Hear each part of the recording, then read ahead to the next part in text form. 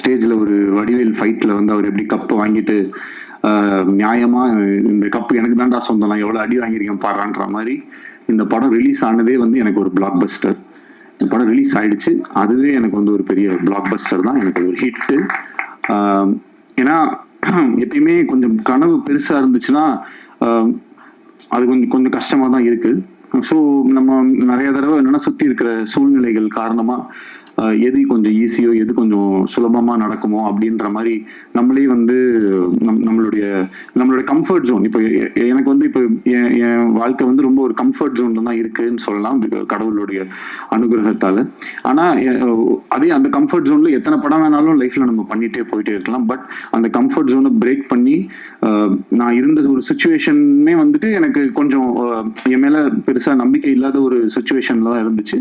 அந்த மாதிரி ஒரு சமயத்துல ஒரு கம்ஃபர்ட் ஜோன்ல இருக்கிற ஒரு ப்ராஜெக்டை கை வைக்காம எனக்கு வந்து என்ன சேலஞ்ச் பண்ணிக்கக்கூடிய விஷயம். இந்த படத்துல வந்து ஒரு ஃப்ரேம் கூட என்னால ஈஸியா எடுக்க முடியாது. சும்மா கேமரா எடுத்துட்டு போனா ஒரு இடத்துல வச்சோம்னா அது வந்து ஒர்க் அவுட் ஆகாது.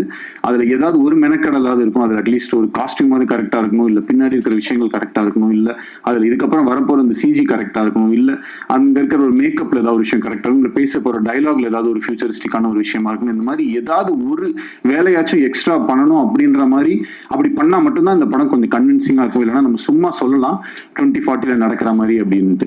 அப்புறம் இப்போ இந்த ஃபிலிம் ரிலீஸ் ஆச்சு. ரிலீஸ் ஆகும்போது நிறைய நல்ல ரிவ்யூஸ், நிறைய பாசிட்டிவான ஃபீட்பேக்ஸ், நிறைய பாராட்டுகள் அதெல்லாம் இருக்கு. அதே சமயத்துல சில பேருக்கு வந்து இந்த ஃபிலிம் வந்து கொஞ்சம் ஸ்லோவா இருக்கு, கொஞ்சம் லேகா இருக்கு, இந்த மாதிரி சில விஷயங்களுமே வந்து நான் பார்க்க தான் செய்யறேன். ஸோ எப்பயுமே இந்த மாதிரி ஒரு ஹை கான்செப்ட், ஒரு ஏதாவது ஒரு கொஞ்சம் ஒரு ரெகுலராக நம்ம அந்த ஒரு அரைச்சமாவை அரைக்காம ஏதாவது ஒரு புதுசாக ஒரு விஷயம் சொல்லணும்னா அதற்கான இப்போ ஒரு ஃப்ளைட்டில் நம்ம ஏறணும்னா முதல்ல வந்து அந்த சீட் பெல்ட்டை போடுங்க, இந்த இதை பண்ணுங்க, அதெல்லாம் சொல்லும்போது கொஞ்சம் அந்த இடத்துல ஒரு தொய்வடைய தான் செய்யும். பட் அந்த ரூல்ஸ் எல்லாம் தெரிஞ்சதுனா தான் அதுக்கப்புறம் இருக்கக்கூடிய விஷயங்கள் இருக்கும். ஸோ படத்தில் சில இடங்கள்ல சில காட்சிகளில் வந்துட்டு கொஞ்சம் மெதுவாகவோ இல்லை கொஞ்சம் புரிய வைக்கிறதுக்காக. ஏன்னா ஒரு திரைப்படம்ன்றது ஒரு வெறும் ஒரு கொஞ்சம் பேர் மட்டும் பார்க்கக்கூடிய விஷயம் இல்லை. அது எல்லா ஏஜ் குரூப்ஸ், எல்லா விதமான மக்களுமே வந்து பார்ப்பாங்க. அப்ப அவங்க எல்லாருக்குமே வந்து அந்த விஷயத்தை நம்ம எப்படி கடத்துறோம் அப்படின்றதுக்காக எல்லாத்து மேலேயுமே நம்ம வந்து கொஞ்சம் டீட்டெயில் பண்ண வேண்டிய ஒரு கட்டாயம் இருக்கு. ஸோ அப்படி இருக்கும்போது ஓவராலா அந்த ஒரு ஃபில்மை நம்ம பேஸ் பண்ற விதமாகட்டும், சில விஷயங்களை நம்ம சொல்ற விதமாகட்டும், அதுக்கெல்லாம் வந்து நம்ம கொஞ்சம் எடுத்துப்போம். ஸோ அதை வந்து நான் ஒரு கன்ஸ்ட்ரக்டிவ் கிரிட்டிசிசமா எடுத்திருக்கேன். அண்ட் அதை பார்க்கும்போது எனக்கும் சில விஷயங்கள் வந்து புரிஞ்சுது. பட் ஹேவிங் செட் இதில் இவ்வளோ விஷயங்கள் இருந்தாலும் தியேட்டரில் போய் இந்த படத்தை பார்க்கும்போது நான் நினைச்சது வந்து ஒரு காதல் கதை. ஆனால் பொதுவாகவே எப்பயுமே காதல் படங்கள்னா அது ஒரு மாதிரி ஒரு தன்மையிலேயே போயிட்டே இருக்கும். பட் படம் ஃபினிஷ் ஆகும்போது வந்து அது எப்பயுமே ஒரு மெலோ ட்ராமாவா, ஒன்று ஹீரோயின் வந்து இதில் ஏர்போர்ட் போயிடுவாங்க, இல்லை ட்ரெயினில் ஏற போயிடுவாங்க, இல்லைனா ஏதாவது ஒரு சேஸு, இந்த மாதிரி ஒரு ரெகுலர் ஏரியாஸில் இல்லாமல் அதை வந்து ஒரு கமர்ஷியல் ஹீரோ வில்லன் ஃபில்முக்கு இருக்கக்கூடிய சில ஹை பாயிண்ட்ஸ் ஏதாவது ஒன்று கிரியேட் பண்ண முடியுமா அப்படின்ற ஒரு எக்ஸ்பெரிமெண்ட் ட்ரை பண்ணி தான் இந்த படத்தில் வந்து அதை வந்து முயற்சி செஞ்சோம். இப்போ அது கடைசியில் தியேட்டரில் வரும்போது அந்த இடத்துல கிளாப்ஸோ, அந்த இடத்துல வந்து ஒரு அப்ரிசியேஷன் வரும்போது பார்க்கறதுக்கு ரொம்ப நிறைவாகவும் சந்தோஷமாகவும், ஒரு ரைட்டரா நம்ம ஏதோ ஒரு விஷயம் ட்ரை பண்ணோம். அந்த ட்ரை பண்ணது ஒரு 1000 பேர் இருக்கக்கூடிய தியேட்டர்ல அட்லீஸ்ட் ஒரு குறிப்பிட்ட நம்பர் ஆஃப் பீப்புளுக்காச்சும் அது வந்து ஒர்க் ஆகுது அப்படின்றது நினைக்கும் போது நம்மளுடைய வேலை மேல நமக்கு இருக்கிற ஒரு நம்பிக்கை இன்னும் அதிகரிக்குது. அதுக்கு வந்து மிகப்பெரிய நன்றி டு த ஆடியன்ஸ். அப்புறம் இந்த படத்தை எடுக்கிறதுக்கு எனக்கு என்னுடைய ஃபர்ஸ்ட் பவர், இந்த ஃபில்மை நான் பண்ணக்கூடிய இந்த படம் நடக்கிறதுக்கு காரணமா இருந்தது பிரதீப்னால தான் இந்த படம் நடந்துச்சு. இல்லைன்னா இந்த படம் நடக்க சான்ஸே கிடையாது. ஏன்னா இந்த படம் பிகினிங்ல இருந்து பட்ஜெட் தான் வந்து இஷ்யூ. இன்னைக்கு நம்ம சினிமாவில் பார்க்குறோம், எவ்ரிடே ஏதாவது ஒரு படம் ட்ராப் ஆகுது, ஏதாவது ஒரு படத்துல இயக்குநர்கள் மாறிடுறாங்க. இன்னைக்கு வந்து டிரெக்டர்ஸோட சுச்சுவேஷன் வந்து ரொம்ப கவலைக்கிடமா இருக்குன்னு சொல்லலாம். பேர் சொல்ல இது பண்ணல, ஓகே பேர் சொல்லணும்னாலும் நான் சொல்லலாம். இப்போ ஒரு அவ்வளோ பெரிய ஒரு படம் வந்து ஆன்லைன்ல வந்து லீக் ஆயிருக்கு. இதோடைய மொத்த வழியை, அதாவது எல்லாரோட வழியை விடையும் அந்த இயக்குனரோட வழி தான் அந்த இடத்துல வந்து ரொம்ப அதிகமாக இருக்கும். இந்த இடத்துல நான் வந்து ஹெச் வினோத் என்னோட ஃப்ரெண்டுக்கு வந்து என்னுடைய வருத்தத்தை நான் தெரிவிச்சுக்கிறேன். ஏன்னா இது வந்து ஒரு மரணம் அளவுக்கு ஒரு வலிக்கக்கூடிய ஒரு விஷயம். அது ஒரு டைரக்டரால மட்டும்தான் அதை வந்து ஃபீல் பண்ண முடியும். ஏன்னா ஒரு நாளும் ஒரு ஷார்ட்டும் எடுக்கும்போது அந்த டைரக்டர் வந்து அது எவ்வளோ கஷ்டப்பட்டு அதுல எவ்வளோ கனவுகளோட அது எடுப்பாங்க அப்படின்றது ஆஸ் அ டைரக்டரா எனக்கு வந்து தெரியும். இங்க இருக்கக்கூடிய எல்லாருக்குமே அது வந்து தெரியும். பட் அங்கிருந்து அது நம்ம நினைச்ச மாதிரி ஒன்று வராம அது இந்த மாதிரி போகும்போது ரொம்பவே கஷ்டமாயிடுது அது. ஸோ அதே மாதிரி இப்போ என்னாலையும் வந்து என் படத்தை நான் நினைச்ச மாதிரி எடுக்க முடியாதோன்னு அந்த அந்த அந்த பெயின்லேயே போய் கடைசியில் என்னால் முடிஞ்ச வரைக்கும் நான் அந்த படத்தை நான் நினைச்ச மாதிரி வந்து எடுத்து அதை வந்து அப்புறமேட்டு ரிலீஸ் ஆகிறதுக்கும் பிரதீப் சார் சொன்ன மாதிரி அவ்வளோ டேட்ஸ் மாறி வந்ததுக்கு ஏகப்பட்ட காரணங்கள் இருந்துச்சு. எங்களால் நிறைய விஷுவல் எஃபெக்ட்ஸ் அவ்வளோ விஷயம் எதுவுமே கொஞ்சம் காம்ப்ரமைஸ் பண்ணி பண்ணுறதுக்கும் மனசு வரல. கொஞ்சம் இது இப்படி பண்ணிக்கலாம் அப்படின்னா கண்டிப்பாக மாற்றிருக்க முடியும். பட் ஆனால் அது மாதிரி ஏன்னா இந்த படத்தை என்னால் ஒரு தடவை தான் எடுக்க முடியும். அந்த ஒரு தடவை அதை எனக்கு நான் நினச்ச மாதிரி எடுத்துட்டா எனக்கு சந்தோஷம். அதுக்கு இவ்வளோ பேர் வந்து எனக்கு ஹெல்ப் பண்ணாங்க. ஷூட் வந்து ரொம்ப மாறி நடக்கும். பட் எப்போ வந்தாலுமே அவருடைய 100% எப்பயுமே கொடுக்குற ஒரு ஹீரோ எனக்கு கிடைச்சது வந்து எனக்கு ரொம்ப ரொம்ப ரொம்ப சந்தோஷம். டைம்ல வந்து அவர் ரொம்ப ஷார்ப்பு. அதில் இன்னைக்கும் என் மேலே கொஞ்சம் டென்ஷன் ஆயிட்டாரு. 12:30 to 2:30 லஞ்ச் பிரதர், 2:30க்கு ப்ரெஸ் மீட் சொன்னேன். அவர்கிட்ட என்ன பிரச்சனைனா நம்ம 12:30 சொன்னோம்னா 12:29 வந்துடுறாரு. வழக்கம் போல நான் ஒரு 1 hour அப்படியே வந்துட்டேன். அதில் வந்து sorry bro, please don't mistake me. இதே மாதிரி எங்களோட ஷூட்டிங்லையும் எவ்ரி டே வந்து அந்த சொன்ன டைமுக்கு வரதாகட்டும். ஆனால் அதே மாதிரி ஒரு ஷார்ட்டோடைய 100% அவர் ஒரு டிரெக்டர் தான். எங்கிட்ட சொல்லலாம், ப்ரோ இது ஓகே ப்ரோ, இது இங்கேருந்து வைட் க்ளோஸ் கட் பண்ணிக்கோங்க அப்படின்னு ஈஸியாக சொல்லிட்டு போயிடலாம். நானே ஏதாவது சின்ன ஆட்லாம் ஏதாவது நடிக்கிறது போவேன் கை செலவுக்கு. அப்போ வந்து அவங்க ஏதாவது ஒன்று சொல்லுவாங்க. அப்போ நான் சொல்லும்போது ப்ரோ ஓகே ப்ரோ இவ்வளோ தானே கட் பண்ணுவீங்க அப்படின்னு நான் சொல்லிட்டு நான் எஸ்கேப் ஆயிடுவேன். ஆனா இவர் வந்து நான் எத்தனை தடவை எதை கேட்டாலும் வந்து அது அவரோட அந்த இடத்துல வந்து ஒரு ஹீரோ, நான் வந்து ஒரு நடிக்க வந்திருக்கேன், நான் என் வேலையை தான் பண்ணுவேன்ற மாதிரி பண்றது வந்து ரொம்ப ஆச்சரியமா இருந்தது எனக்கு. அப்புறம் ஒரு குறிப்பிட்டு சொல்லணும்னா என் படத்துல வந்து ஒரு ஸ்விம்மிங் பூல்ல இருக்கிற மாதிரி ஒரு சீக்வன்ஸ் ஒன்று வந்துச்சு. தண்ணிக்குள்ள இருக்கணும். இதுவே ஒரு ஆக்ஷன் ஃபிலிம்ல நான் அந்த சீக்வன்ஸ் எடுத்திருந்தா மேபி அதோட வேற மாதிரி இருக்கும். இது ஒரு லவ் ஸ்டோரின்னும் போதே எல்லாருமே பிளஸ் இந்த ஜாலியான படம், கலர்ஃபுல்லான படம்னா அது என்னமோ எடுக்கிறது ரொம்ப ஈஸியாகவும் அது என்னமோ ரொம்ப விளையாட்டுத்தனமா நம்ம எடுப்போன்ற மாதிரியுமே ஒரு பெர்செப்ஷன் இருக்கும். இதே ஒரு காட்டுல போய் ரொம்ப புழுதியில் அப்படி இப்படி கஷ்டப்பட்டு இருக்கிற மாதிரி படம்னா அது ரொம்ப கஷ்டப்பட்டு எடுத்த மாதிரி படமாகவும், ஃபாரின்ல எல்லாம் போய் எடுத்தோம்னா அது ரொம்ப ஈஸியான படமாகவும் ஒரு பெர்செப்ஷன் இருக்கு. எல்லா படம் எடுக்கிறதும் கஷ்டம் தான்.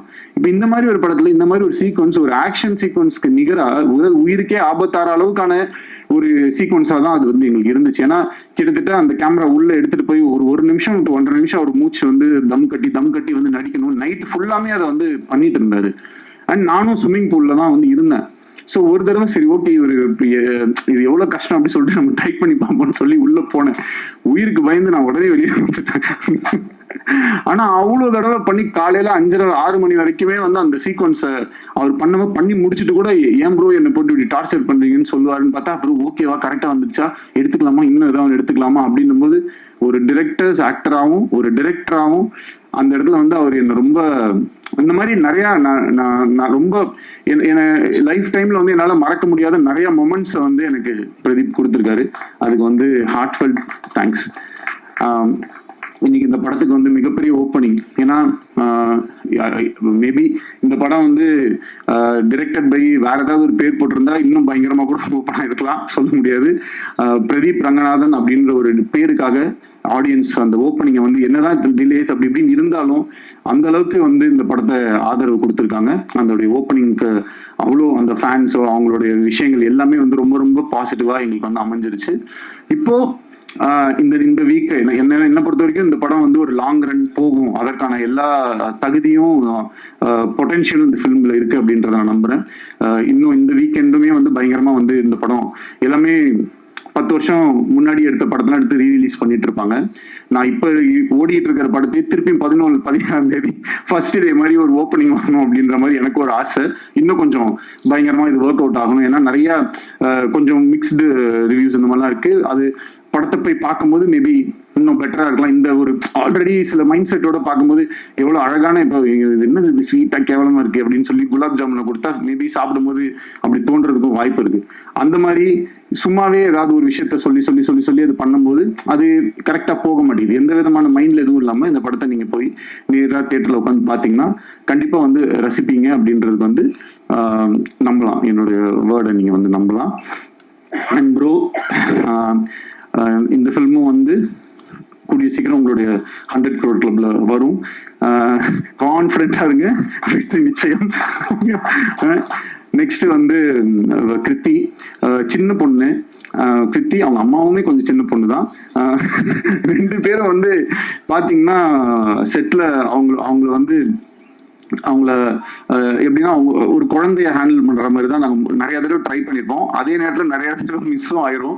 அப்போ வந்து கொஞ்சம் அப்பப்போ ஒரு சின்ன முன்ன பின்ன இப்படி இருந்தாலும் அந்த ஒர்க்கை பண்ணும்போது இந்த கைண்ட் ஆஃப் டெடிகேஷன், அதே ஸ்விம்மிங் பூல் சீக்வன்ஸ் பண்ணும்போது எங்கேயோ ஒரு இடத்துல ஷூட்டிங் பண்ணிட்டு இவங்க டேல அங்கே ஷூட் முடிச்சு நைட்ல இங்கே வந்து ஷூட் பண்ணிட்டு ஒரு நாள் கூட வந்து அந்த ஒரு இப்படி ஏதாவது ஒரு காரணம் சொல்ற மாதிரி அந்த மாதிரிலாம் எதுவுமே இல்லாம எப்பயுமே she was very sweet and I really loved working with you. And அவங்கள ஃப்ரேம்ல அப்படி நம்ம வச்சோம்னாலே வந்து அந்த அளவுக்கு ஒரு அழகு. சாதாரண ஒரு ரோட்ல தான் ஷூட் பண்ணிட்டு இருந்தோம் மலேசியால. அது ரவிவர்மன் சாரோட மேஜிக் வந்து எப்பயுமே எப்படி இருக்கும்னா நிறைய லைட்ஸ் நிறைய இது அப்படிலாம் போட்டு பயங்கரமா காம்ப்ளிகேட்லாம் பண்ண மாட்டாரு. அது அவருக்கு வந்து அவர் ஒரு கிஃப்டட் டேலண்ட். ஸோ அதை ரொம்ப ஈஸியா ரொம்ப அழகா வந்து ரொம்ப இப்படின்றதுக்குள்ள அவரால் வந்து ஒரு எக்ஸ்ட்ராடினரி ஷாட் வந்து கம்போஸ் பண்ண முடியும். ஸோ அவருடைய அந்த ஒர்க்ல கிருத்திய வந்து காமிச்ச விதமாகட்டும், இந்த படத்துல வந்து நடிச்ச மற்ற நடிகர்கள் எல்லாமே, நம்மளுடைய கௌரி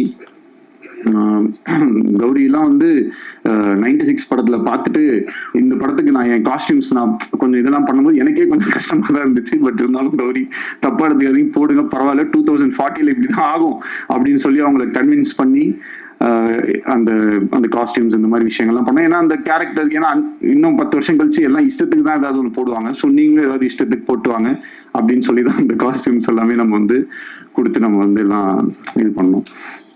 ஸோ ஓவராலா இந்த ஃபில்மை நிறைய பேர் வந்து ரொம்ப கஷ்டப்பட்டு எடுத்திருக்கோம். இந்த ஃபில்ம் நடக்கிறதுக்கு முதல் ரொம்ப மெயின் ரீசனா இருந்த லலித் சார். அவர் மட்டும் இந்த படத்தை அன்னைக்கு டேட்ல வந்து ஸ்டார்ட் பண்ணல அப்படின்னு சொன்னா இன்னைக்கு வரைக்கும் நான் அது ஒரு லவ் இன்சூரன்ஸ் கம்பெனி ஒரு கதை வச்சிருக்கேன் போது இது பண்ணலான் இருக்கேன்னு சொல்லிட்டு இந்த 2 இயர்ஸையும் அப்படியே நான் தள்ளிட்டு போயிருக்கோம். எனக்கு வேற ஆப்ஷனே இருந்திருக்காது. அவர் மனசு வைக்கலைன்னா இந்த படம் நடந்திருக்காது. இன்னைக்கு இந்த படத்தை நல்லபடியா ரிலீஸ் பண்ணி கொடுத்ததுக்கும் இந்த படத்தை ப்ரொடியூஸ் பண்ணி கொடுத்ததுக்கும் எங்க எல்லாருக்கும் பக்கபலமா இருந்து சப்போர்ட் பண்றதுக்கும் ரொம்ப ரொம்ப தேங்க்யூ லலித் சார். அண்ட் நடிச்ச மக்கள் அப்புறம் மெயினா my other technicians Pradeep Raghav மாதிரி ஒரு எடிட்டர் எனக்கு கிடைச்சது வந்து மிகப்பெரிய ஒரு லக்கு. அண்ட் ஒரு நிறைய காம்ப்ளிகேஷன்ஸ் இருந்துச்சு இந்த ஃபிலிம்ல. எனக்கு சில டவுட்ஸ் இருந்தது, என்னோட கான்ஃபிடன்ஸ் லெவலும் ரொம்ப கம்மியா இருந்தது. அப்போ நான் வந்து எனக்கு ஏதாவது டவுட் இருந்துச்சுனாலோ இது ஒர்க் ஆகலையா, இந்த ஆர்டர் ஒர்க் ஆகுதா இல்லையா அப்படின்றத வந்து இன்னைக்கு பல்ஸ்ல இருக்கக்கூடிய பிரதீப் ராகவ் கிட்டயுமே நான் வந்து நிறைய தடவை வந்து கேட்பேன். ஸோ அப்போ அவங்க வந்து வருவாங்க, எடிட்ல வருவாங்க, உட்காருவாங்க, பார்ப்போம், அனலைஸ் பண்ணுவோம், ஒரு வெர்ஷன் கட் பண்ணி பார்ப்போம், இந்த மாதிரி விஷயங்கள்லாம் ரொம்ப பண்றதுக்கு. அண்ட் அவர் வந்து இந்த ஒரு படத்துக்கே வந்து ஒரு 10 படத்தோட வேலையை செஞ்சிருப்பாரு. அதுக்கு ரொம்ப ரொம்ப நன்றி பிரதீப் ராகவ். முத்துராஜ் சார் உங்களுடைய production design and then costumes, அப்புறம் சிஜி ஒர்க் பண்ண மேங்கோ போஸ்ட் வந்து இந்த படத்துடைய இது வந்து இந்த ஒரு படத்துல வந்து இந்த செந்தில் கிட்ட வந்து 30 ரூபா கவுண்ட் பண்ணி கொடுத்துட்டு டேய் இந்த 30 ரூபாய் நீ வச்சுக்கோ அப்படின்னு, டெய்லி ₹1 நான் எடுத்துப்பேன் அப்படின்னாரு. ஓகே அப்படின்னு சொல்லுவோம். அந்த மாதிரி இந்த மேங்கோ போஸ்ட்ல முதல்ல ஒரே ஒரு ரோபோ மட்டும் பண்ணணும் பிரதர் அப்படின்னு சொல்லிட்டு உள்ள போனோம். அப்புறம் அங்க இருந்து அப்படியே அந்த கையில ஒண்ணு வரும், அதுவும் பண்ணி அப்படியே இது பண்ணுங்கன்னு சொன்ன உடனே அப்படியே என்னெல்லாம் கேட்டோமோ எல்லாத்தையுமே நான் வந்து பேசின பட்ஜெட்ல எனக்கு வந்து ரொம்ப ஒரு பாயிண்ட்டுக்கு மேல அவங்களுமே இந்த ஃபிலிமுக்குள்ள ஒரு லவ்ல வந்துட்டாங்க. So I am always grateful to you Ram. Thank you so much for helping me to achieve this film. And வேற என்ன சொல்லுங்க, எஸ்ஜே சார் போயிட்டாரு. Okay, so SJ Suryah sir வந்து எந்த அளவுக்கு வந்து ஒரு சப்போர்ட்னா 2018 அந்த ஃபில்மை நான் பண்ண ட்ரை பண்ணிட்டு இருந்த போதுல இருந்து அவர் தான்றதுல நான் ரொம்ப ஃபிக்ஸ் ஆயிட்டேன். அவர் வந்து கொஞ்சம் he is always a very expensive artist தான். பட் ஆனாலும் எனக்கு வந்து அவரை தவிர இந்த ரோல்ல வேற யாரையுமே என்னால் இமேஜின் பண்ண முடியல. ஸோ எனக்கு அவர் தான் வேணும் அப்படின்றதுல வந்து நான் டிசைட் பண்ணிட்டேன். அதுக்கப்புறம் அவர் ரொம்ப அழகா, அவருக்கு பயங்கர பிஸி ஆனாலும் அதுக்கு நடுவில் அவர் சொன்ன மாதிரி நிறைய டேட்ஸ் எனக்கு கொடுத்து என்னை அகாமடேட் பண்ணி இந்த படத்தை வந்து அவர் வந்து எனக்கு ஹெல்ப் பண்ணி கொடுத்தாரு. அதுக்கு வந்து என்னைக்குமே நான் நன்றி கடன் பட்டிருக்கேன். சீமான் அண்ணன் ரொம்ப ரொம்ப ஒரு நல்ல மனிதர். அவரோட ஒர்க் பண்ண ஒரு நாளுமே வந்து ரொம்ப ஹாப்பி. ஒரு அரசியல்ல இருக்கக்கூடிய ஒரு மிகப்பெரிய ஒரு தலைவர். ஆனா ஒரு நாள் கூட அவருடைய அரசியலையோ இல்லை அவருடைய மைண்ட்ல இருக்கிற ஐடியாலஜிஸையோ அந்த மாதிரிலாம் எதுவுமே எங்ககிட்ட வந்து யாருக்கிட்டையுமே பேசாம எங்களுக்கு என்ன தெரியுமோ எங்களுக்கு என்ன பிடிக்குமோ அந்த மாதிரி எங்களோட ரொம்ப ஒரு ஃப்ரெண்ட்லியா ரொம்ப பழகினாரு. படத்துல நிறைய விஷயங்கள்ல வந்து எப்படின்னா ஒரு அப்பா பையன் அப்படின்னும் போது சில டைலாக்ஸ் பேசுவோம். அதுக்கு பையன் கேரக்டர்ல இருக்கனால ஒரு சின்னதா கிண்டல் பண்ற மாதிரியோ இல்லை ஏதோ ஒரு கவுண்டர்ஸ் இருக்கும். அதெல்லாம் வந்து ரொம்ப நான் கேட்டுக்கிட்டேன், இது ஓகேவாங்க. ஏன்னா தம்பி படத்துல என்னவோ நான் அப்பா பையனா இப்படி தானே பேசுவாங்கன்னு சொல்லி அது ரொம்ப என்னை வந்து என்னோட வேலையை ரொம்ப ஈஸியா செய்யறதுக்கு வந்து அலோவ் பண்ண சீமான் அண்ணனுக்கு ரொம்ப நன்றி. அண்ட் மற்றபடி என்னோட ஏடிஸ் ஒர்க் பண்ண எல்லாருமே, Parvathy, Harish, Lenin, Binu, Prasanna and all camera சைடில் வந்து நிறையா சின்ன சின்ன ஒர்க்ஸ் எல்லாமே சில சீக்வன்சஸ் அப்போல்லாம் வந்து எனக்கு சத்யன் சூரியன் ஹெல்ப் பண்ணாரு, நீரவ் ஷா ஹெல்ப் பண்ணாங்க. இந்த மாதிரி நிறைய பேரோட ஹெல்ப்னால தான் இந்த ஃபிலிம் வந்து நடந்திருக்கு. அவங்க எல்லாரையுமே இந்த நேரத்தில் வந்து நான் நன்றி சொல்லிக்கிறேன். எனக்கு ஸோ தேங்க்யூ. இந்த படத்துக்கு உங்களுடைய ஆதரவு ரொம்ப முக்கியமாக இருக்குது. கொஞ்சம் இன்னொரு தடவை கூட போய் பாருங்க. அந்த படத்துல வந்து என்னுடைய மைண்ட்ல நான் வந்து இந்த மெட்ராஸ் அப்படின்னு நான் பிறந்து வளர்ந்து இந்த ஊரை எப்படிலாம் நான் கற்பனை பண்ணியிருப்பேனோ அதெல்லாம் எடுத்து பார்க்கறதுக்கு இந்த மாதிரி இந்த யூனிவர்ஸ் வந்து எனக்கு ஒரு வாய்ப்பை கொடுத்ததை நான் ரொம்ப சந்தோஷமா நினைக்கிறேன். அண்ட் என்னைக்குமே அந்த ஹாலிவுட்னு ஒரு சென்ட் தாமஸ் மவுண்ட்ல ஒரு போர்டு இருக்க மாதிரி ஒரு ஷார்ட் ஒன்று வச்சிருப்பேன். அது வந்து என்னுடைய ஆசை. எப்பயுமே என்னோட நம்ம இண்டஸ்ட்ரி வந்து அந்த மாதிரி ஒரு இதுல இருக்கணும் அப்படின்றது என்னுடைய ஒரு பர்சனல் இது. அது எல்லாத்தையும் ஒரு டைரக்டருக்கு இருக்கக்கூடிய ஒரு பெரிய கிஃப்ட். அதுதான் அவங்க நினைக்கிறத அவங்க வந்து எடுத்து அட்லீஸ்ட் ஒரு ஸ்க்ரீன்லயாவது பார்த்துடலான்றது. ஸோ இது எல்லாத்தையுமே நான் இந்த ஸ்க்ரீன்ல பார்க்கும்போது ஆடியன்ஸும் கிளாப் பண்ணும்போது மொத்தமாக சேர்த்து எவ்வளோதான் நம்ம கஷ்டப்பட்டிருந்தாலும் இன்னைக்கு இந்த படம் ரிலீஸ் ஆனதை மக்களோட பார்க்கும்போது எனக்கு கிடைக்கிற சந்தோஷத்துக்கு ஈடு இணை வேற எதுவுமே இல்லை. அதுக்கு மிகப்பெரிய நன்றியை சொல்லி உங்க எல்லாருக்கும் தேங்க்யூன்னு சொல்லி விடைபெறுகிறேன். நன்றி, வணக்கம். Thank you so much. PRO Yuvaraj team எங்க யுவராஜ் பிரதர் ரொம்ப தேங்க்ஸ். எது இல்லை நம்ம அண்ணன் தானே. So thank you so much. இன்னைக்கு வந்து நீங்க இல்லைன்னா இவங்க யாருமே கொடுத்துக்க மாட்டாங்க. ஸோ அப்புறம் இந்த இன்ஃப்ளூயன்சர்ஸ் இந்த மாதிரி நிறைய பேர் வந்து கொஞ்சம் முன்ன பின்ன அப்படிலாம் போட்டுட்டு இருக்காங்க. அதுக்கெல்லாம் வந்து நமக்கு இதுக்கு மேலே வந்து செலவு பண்ணி இருந்த காசு எல்லாத்தையும் படத்துலேயே செலவு பண்ணிட்டேன். ஸோ தயவு செஞ்சு நீங்கள்லாம் சேர்ந்து ஏதாவது ஒன்று ஹெல்ப் பண்ணி அவங்க வந்து என்னன்னா இன்னைக்கு வந்து ஒரு இந்த தம்ப்நெயில் கல்ச்சர் இருக்கு இல்லையா. இப்போ நானும் கொஞ்சம் தான் தம்ப்நெயில் வேணா கொடுத்துட்றேன். கதறி விக்னேஷன் அந்த மாதிரி ஏதாவது போட்டுக்கோங்க. மேடையை உடைத்த மாதிரி ஏதாவது போடுறதுக்கு எதையாவது ஒன்று போட்டு கொஞ்சம் ஹெல்ப் பண்ணுங்க. ஏன்னா இப்ப எதை பார்த்தாலுமே அது என்னன்னா அந்த தம்ப்நெயில்ல வந்து ஐயோ படம் ரொம்ப அப்படின்னு ஆரம்பிச்சிடறான், உள்ள போனோன்னு ரொம்ப கேவலமா இருக்கும் நினைச்சேன், ஆனா ஆக்சுவலா நல்லா தான் இருக்கு, சூப்பரா இருக்கு அப்படின்னு சொல்லி அப்படிதான் அந்த வீடியோவே ஸ்டார்ட் பண்றாங்க. ஸோ அதனால இது எப்படி இதை நம்ம ஹேண்டில் பண்றதே தெரியல. உள்ள போனதுக்கப்புறம் அதெல்லாம் நல்லா தான் இருக்கு, ஆனா எங்கேயோ ஒரு இடத்துல கொஞ்சம் ஸ்லோவா இருக்கு, கொஞ்சம் என்ன சொல்லணும்னு தெரியாம எதையாவது ஒன்று சொல்லி விட்டு போயிடுறாங்க. அதை பார்த்து கொஞ்சம் பேர் இதாயிடுறாங்க. ஸோ அதுக்கு எப்படி டேக்கிள் பண்ணுன்றது நீங்க தான் ஏதாவது ஒன்று பார்த்து கொஞ்சம் பாவம் ஹெல்ப் பண்ணும். ஏன்னா நிறைய செட்டில்மெண்ட்லாம் பேலன்ஸ் இருக்கு. அந்த இந்த ராமசாமி என் பணம் கிடைச்சிரும்னு ஒரு பல பேர் வெளில இருக்காங்க. அது இந்த வாரம் நல்லா ஓடிடுச்சுன்னா இதுதான், அப்படி இல்லைன்னா ராமசாமி தான். அதனால தயவு செஞ்சு கொஞ்சம் நீங்களாம் உங்க வீட்டு பிள்ளையா நினைச்சு இது மாதிரிதான் இப்ப நிலைமை வந்து அந்த லெவலுக்கு இதுதான் இருக்கு. அந்த இப்ப என்ன கேட்டுட்டாங்க கட்சிக்கார, ஒரு படம் தானே எடுக்க வந்த, அந்த மாதிரி ஒரு படம் தானே எடுக்க வந்தேன், அதுக்கு ஏன்பா போட்டி இப்படி அடிக்கிறீங்கன்ற மாதிரி சிம்பிளா பண்ணு, காம்பாக்டா பண்ணு, சிம்பிளா பண்ணு, காம்பாக்டா பண்ணா நல்லாவே இருக்க மாட்டேங்குது, அதுக்கும் அடிக்கிறாங்க. இன்னும் எப்ப பார்த்தாலும் இதே மாதிரி எடுத்துக்கிட்டே இருக்கீங்க. புதுசா ஒண்ணு பயங்கரமா பண்ணா அதுல எது இல்லையோ, நான் கேசரி பண்ணா மட்டும் ஏன் காரமா இல்லைன்னு கேக்குது. கேசரி எப்படி காரமா இருக்கும்? நான் என்ன பண்ண சிக்கன் குழம்பு ஊத்துனா அதுல ஏன் இனிப்பாவே இல்லைன்னு கேட்டீங்கன்னா இதுக்கு என்ன பண்றதுன்னு நமக்கு வந்து தெரியல. இந்த படத்துக்குள்ள சில நல்ல விஷயங்கள் இருக்கு, அவ்வளவுதான். பிளஸ் பயங்கரமா படம் எடுக்கிறது என்னால பயங்கரமா எடுக்க முடியுமா நீங்க சொல்லுங்க. ஓரளவுக்கு தான் நம்மளால எடுக்க முடியும். அந்த ஓரளவுக்கு எடுத்ததை கொஞ்சம் ஜாலியா வந்து பார்த்துட்டு அழகா அதை ரசிச்சுட்டு உங்களுக்கு பயங்கரமா கோவம் வந்துச்சா மனசுக்குள்ளேயே வச்சுக்கோங்க. இல்ல ஏதாவது என் ஃபோன் நம்பரோ இல்ல ஏதோ ஒன்று எங்கேயாவது ஒரு இடத்துல நிச்சயமா என்ன பார்ப்பீங்க. அப்ப சைட்ல வந்து என்ன சொல்லுங்க, ஏன்டா அப்படி பண்ணேன்னு. அதை விட்டுட்டு அதுக்கு ஒரு வீடியோ போட்டு மொன்னு சொல்லி ஏன் அப்படி பண்ணி. ஸோ அதனால நிறைய மறுபடியும் சொல்லிக்கிறேன், செட்டில் பண்ணணும். ஸோ பார்த்துக்கோங்க. ஸோ கரெக்டாக பார்த்து தயவு செஞ்சு எல்லாருமே கொஞ்சம் ஹெல்ப் பண்ணி இந்த படம் April 17th வந்து திருப்பி நாங்கள் வந்து ஓப்பனிங்கை கிரியேட் பண்ணி இந்த படத்தை பயங்கர ஹிட் ஆக்கி நான் செல்லக்குட்டி பிரதீப்க்கு அந்த 4th 100 crore சொல்லி போஸ்டரை ஒட்டியே ஆகணும் அப்படின்றதுல உறுதியா இருக்கும். தேங்க்யூ.